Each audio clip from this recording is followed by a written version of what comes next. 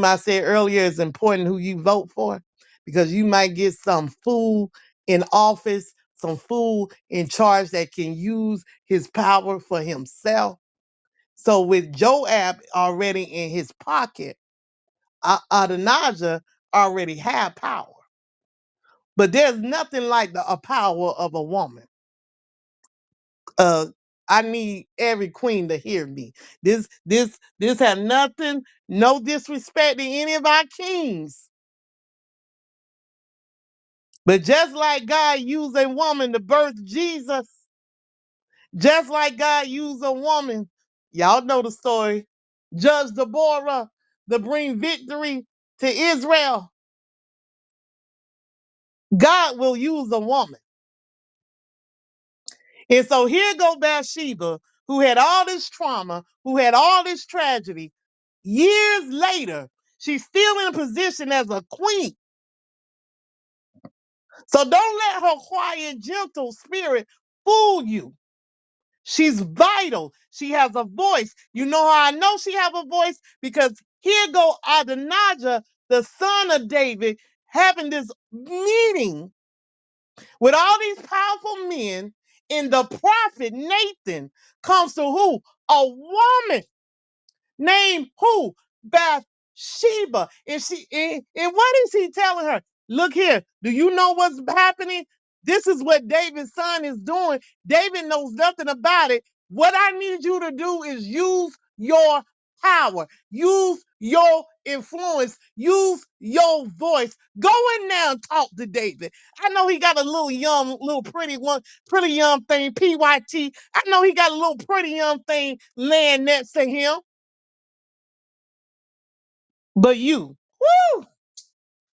you, Bathsheba, I need you to go in there in his bed chambers, sit by his side, talk to David, let David know what's going on. I need you to persuade David to let Solomon be king. Because what's finna happen?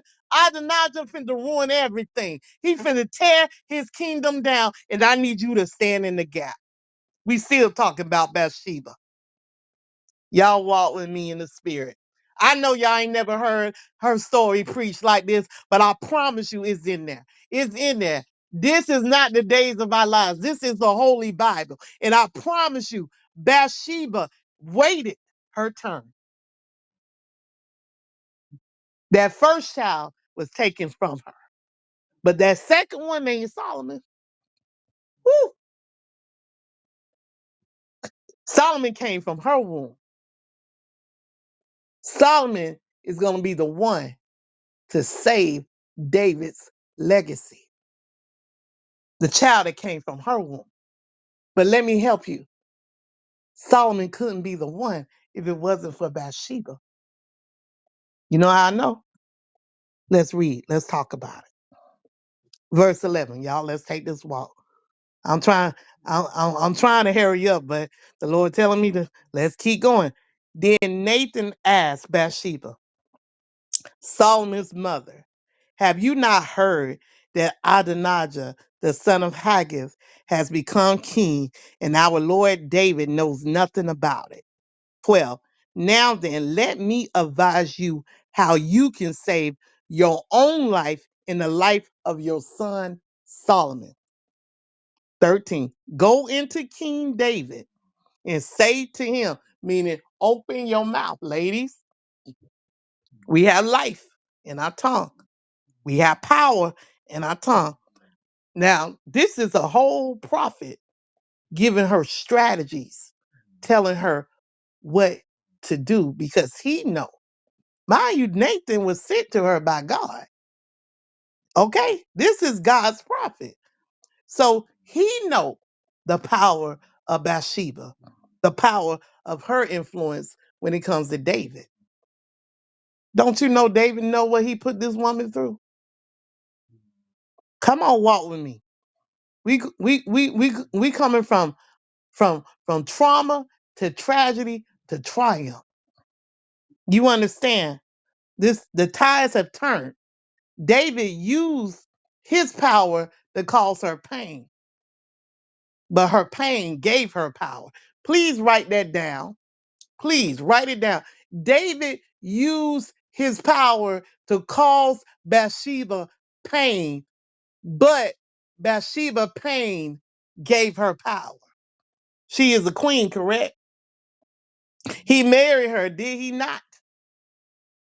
Now he on his sick bed. His kingdom is at the hand of his son that's fit to tear it down. And who got to help him?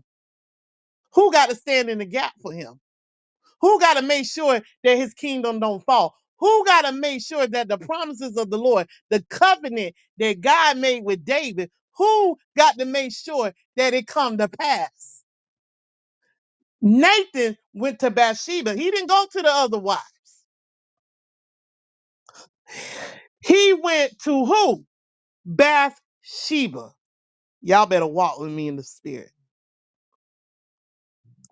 Y'all better walk with me in the spirit. I promise you, I feel my maker. So 13, go into King David and say to him, my Lord the king, did you not swear to me, your servant? Remember, I said David knew what he put her through. Surely Solomon, your son, shall be king after me, and he will sit on my throne. Why then has Adonijah become king? 14. While you are still there talking to the king, I will come in and add my word to what you have said. Is a setup. We talked about this in the word of the day. It is a setup. It's all about being strategic. Prophet Nathan knew that if Bathsheba go to David while David is on his sick bed and remind David, let me give y'all the hood translation. You remember what you did to me when I was taking a bath? You remember how you had my husband killed? You remember how my baby got sick because of you? You remember what you promised me when Solomon was born? You told me that one day he will be king.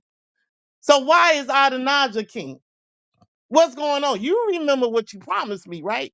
I know you about to die, but let me remind you what I've been through. Let me remind you what you put me through. Let me remind you how I've been here all this time. And guess what? You said Solomon would be king. Well, I'm here to make sure that happens. What you gonna do? Here come Prophet Nathan backing her up. Yeah, that's the hood translation. Let's go. Verse 14. So Bathsheba went to see the aged king in his room where Abishag, the Shumanite, was attending him. Remember, I said he got this pretty young thing next to him, attending him. Bathsheba, y'all write this down. She's confident. She know who she is. She ain't worried about her. She ain't worried about that little pretty young thing. 16, Bathsheba bowed down, prostrating herself before the king, still humble. What is it you want? The king asked. 17, she said to him, my lord, you yourself swore to me, your servant, by the Lord your God. Solomon, your son, shall be king after me, and he will sit on my throne. 18. But now Adonijah has become king, and you, my lord the king, do not know about it. 19.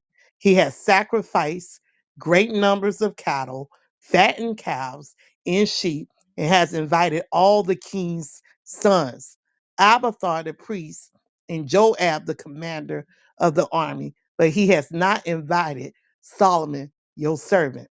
20. My lord, the king, the eyes of all Israel are on you to learn from you who will sit on the throne of my Lord the King after him. 21. Otherwise, as soon as my Lord the King is laid to rest with his ancestors, I and my son Solomon will be treated as criminals. 22. While she was still speaking with the king, Nathan the prophet arrived. 23. And the king was told, Nathan the prophet is here. So he went before the king and bowed down with his face to the ground. 24. Nathan said, have you, my lord the king, declared that Adonijah shall be king after you, and that he will sit on your throne? 25. Today he has gone down and sacrificed great numbers of cattle, fattened cows, and sheep. He has invited all the king's sons, the commanders of the army, and Abathar the priest. Right now, they are eating and drinking with him and saying, Long live King Adonijah. 26. But me, your servant, and Zadok the priest, and Benaiah, son of Jehoiada, and your servant Solomon, he did not invite. 27. Is this something, my lord, the king has done without letting his servants know who should sit on the throne of my lord, the king, after him? 28. Then King David said, Call in Bathsheba. I need y'all to underline this, highlight it, and circle it. That name by itself. Prophet Nathan went to her. Now the king is asking for her. Then King David said, Call in Bathsheba. So she came into the king's presence and stood before him. Y'all need to catch this in the spirit. The first time when she went in, she bowed. The second time she went in, she stood. Do y'all see the transition of power? Do you understand what this means? I need you to understand Bathsheba know who she is. From trauma to tragedy to triumph. She stood before him. Let me tell you something. You won't go from bowing down to standing up. Write it down. Every trauma that you ever experienced is going to cause you to rise up. You're going to go from bowing down to standing up. She stood before him. Please underline, highlight, and circle verse 28. Let's walk. Verse 29. The king then took an oath, as surely as the Lord lives, who has delivered me out of every trouble. 30.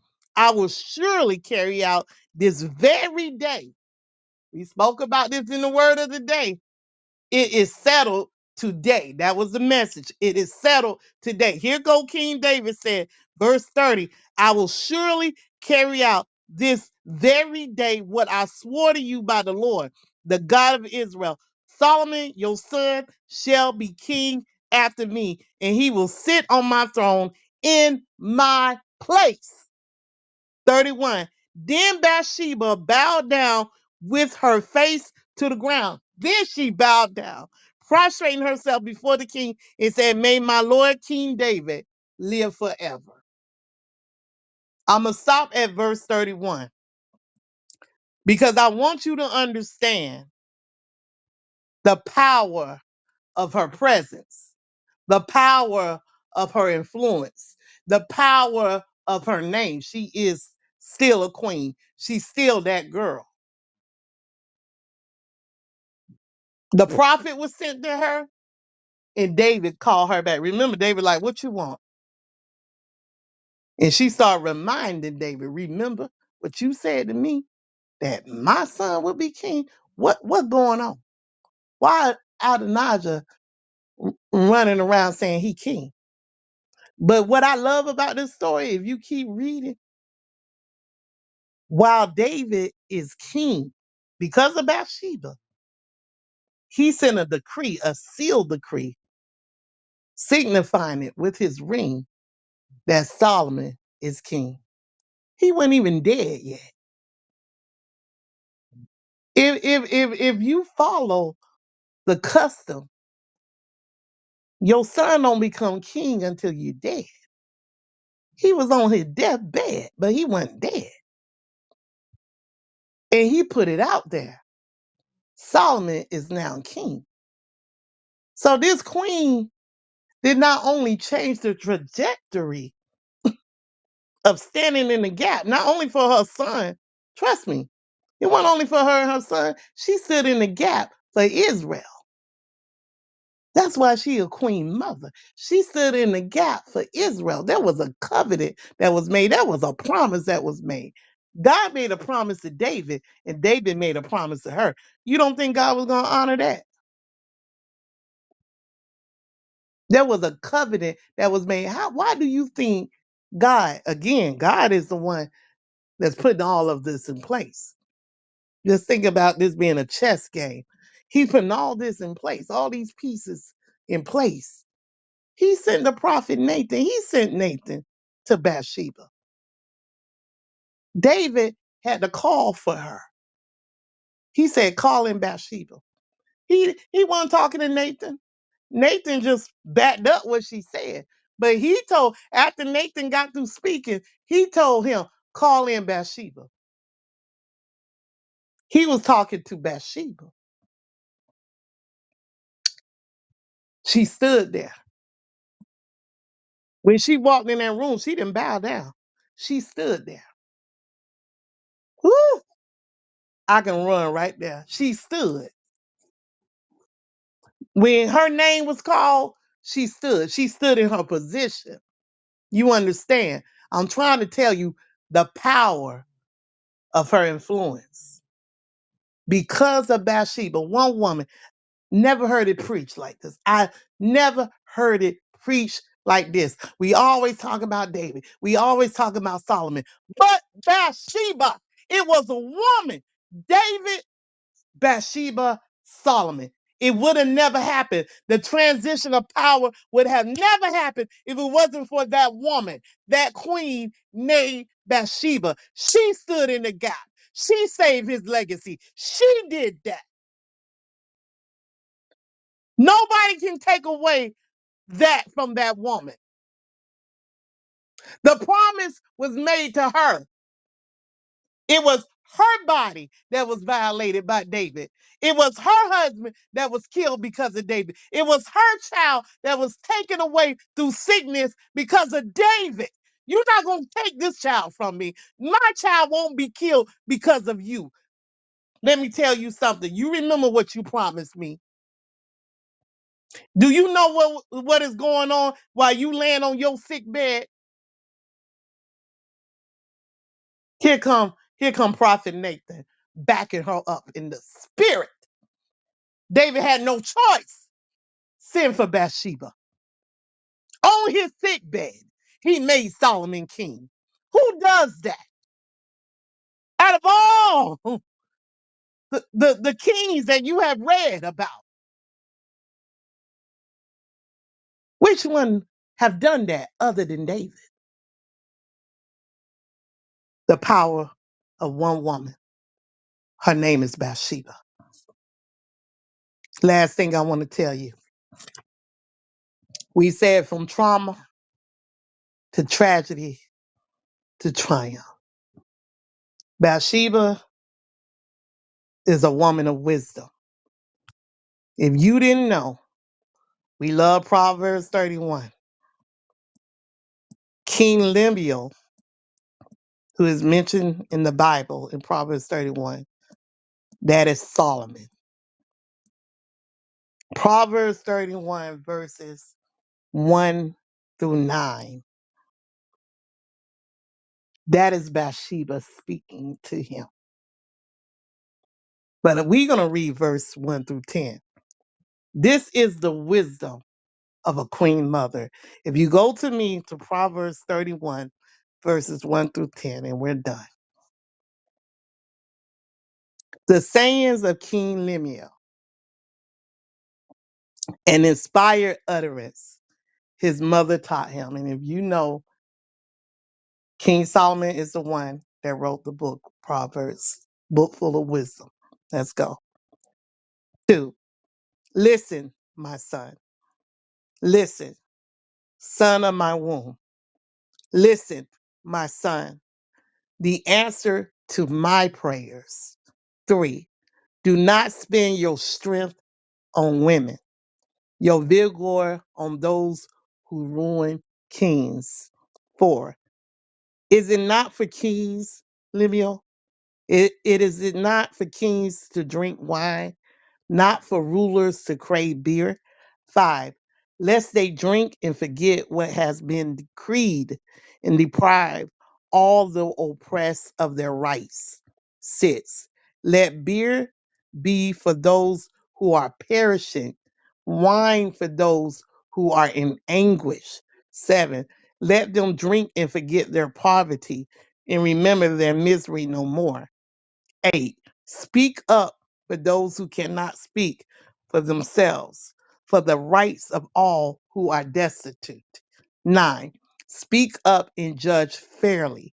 Defend the rights of the poor and needy. 10. A wife, a noble character, who can find? She is worth far more than rubies. Here's a beautiful thing about Proverbs 31, verse 10.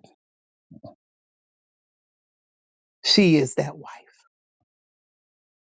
She is worth more, far more than rubies.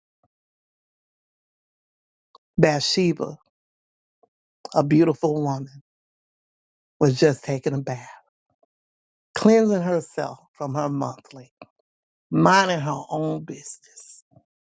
This king saw her. He inquired about her. He knew who she was. He knew who her daddy was, her husband was. He didn't care. He summons her to his palace. He laid with her, got her pregnant, took her husband from the war, tried to talk her husband into going home. He didn't go home. He was worried about his men back there in war. Then he got her husband drunk, sent him home. He still didn't go home. He was still worried about his men in war. Then he had her husband put on the front line and murdered. The baby got sick. The baby died. She went through so much pain because of one man. That man she ended up marrying. She became his wife. She had another child named Solomon. Years later, David gets sick. His son, Adonai, is trying to take over the kingdom. David had to. HAD, he had to. It was necessary for him to call Bathsheba in his bed chambers and say, you know what? Today is the day your son, Solomon, will be king. You know what that conversation was all about? It was about a promise because of her pain. Please write that down. It's some things that the Lord has promised all of us. Some of it is because of our purpose. Some of it is because of our pain. What I want you to take away from the story about Sheba, a queen mother, you understand? Queen of all queens, a queen mother. What I want you to take away from the story of Bathsheba, she went from trauma to tragedy to triumph. This one woman stood in the gap, and because of her standing in the gap, David's legacy still lives. At your leisure, please read 2 Samuel chapter 12 and continue to go through 1 Kings chapter 1. I pray it was something that was said on today that bless your spirit from the story of Bathsheba. Thank you all, and I yield the mic. Um, before I yield the mic, Queen Mariah is up here. Hey, Queen, I yield the mic to you if you would like to speak at this time. Yes. Hello, hello, hello.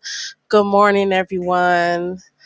I've been in here since the music was being played, and just it's just been wonderful all the way through. I was very mindful to come in here this morning, and of course I just thought about just so much good stuff, that you all, that has went forth, in you all's rooms. And I was like, yeah, I'm gonna make my way in here this morning to listen, because I just love it. And yes, the story was very empowering. And it's true. It's like the more that you go through, the bigger the comeback, the bigger, and that's my statement for that. And I was just praising God. I think the same moments you was praising God, especially when you talked about the stance of Bathsheba, at the end, I was praising God too. I was like I was like, woo, and I just feel so on fire, from listening to that. And so yes, the more that you go through, the bigger you could get back up. That's what I take from that. All praises be to the Most High God, for what He is doing. And I thank you for what you did this morning. I'm happy to be in here. Amen, amen. I thank you. It was so I was so blessed by seeing the faces when I came in the room, and just was just blessed by everyone. And I thank God for you all, and thank you, woman of God, for receiving. Bathsheba, I love this queen so much. I can relate to her so much. And it's just this story, as you can hear the excitement in my voice, and I'm just praising God.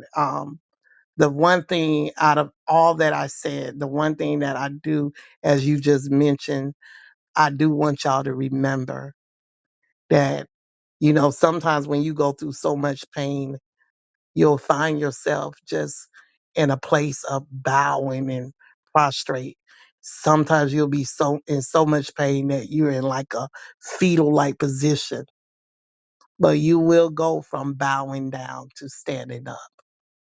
She stood up. And that for me just made me just want to just start running and shouting. You understand?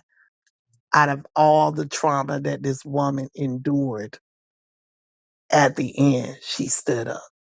And that's what I want you all to take away from it more than anything. That you will rise. You will rise up from it all. You will conquer it all. And that's exactly what she did. So thank you, Queen Mariah.